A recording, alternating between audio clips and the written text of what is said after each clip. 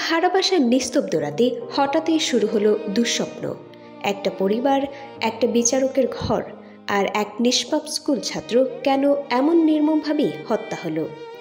আজ জানাচ্ছি সেই বিভীষিকার পুরো সত্য।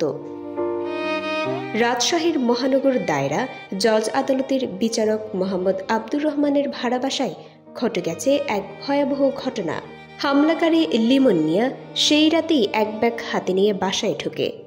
প্রথমে ডাইনিং টেবিলে শান্তভাবে বসে থাকে, যেন পরিচিত কেউ কিংবা স্বাভাবিক কোনো অতিথি। কিন্তু হঠাৎই সে ব্যাগ থেকে ছুরি বের করে ঘরের ভিতর ধস্তাধস্তি শুরু করে। বিচারকের স্ত্রী তাসমিন নাহার আগে এগিয়ে এলে তাকেও ছুরিকাঘাত করা হয়। ঠিক সেই সময়ে ঘরের ভেতর শব্দ শুনে নবম শ্রেণীতে পড়ুয়া ছেলে তাওসিফ রহমান সুমন ছুটে আসে।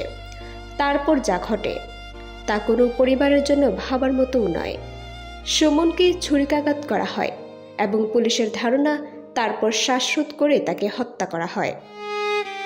এটা শুধুই একটি হত্যাকাণ্ড নয়, এটা বিচারকের পরিবারের উপর সরাসরি আঘাত, যা দেশে জনমনে গভীর উদ্বেগ তৈরি করেছে। হামলাকারী লিমনের হাত, মাথা ও পায়ে জখম পাওয়া গেছে, যা ইঙ্গিত করে ভেতরে তীব্র লড়াই হয়েছিল। বর্তমানে তিনি পুলিশের হেফাজতে আছেন এবং জিজ্ঞাসাবাদ চলছে। কিন্তু সত্য হলো, সুমনের মৃত্যু শুধু একটি পরিবারকে শোকের মধ্যে ফেলে দেয়নি, পুরো রাজশাহী, পুরো বিচার বিভাগ আর সাধারণ মানুষকে নাড়িয়ে দিয়েছে।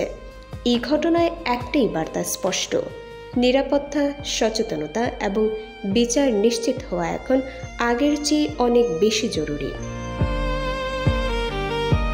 এই ধরনের গুরুত্বপূর্ণ আপডেট পেতে আমাদের সঙ্গে থাকুন।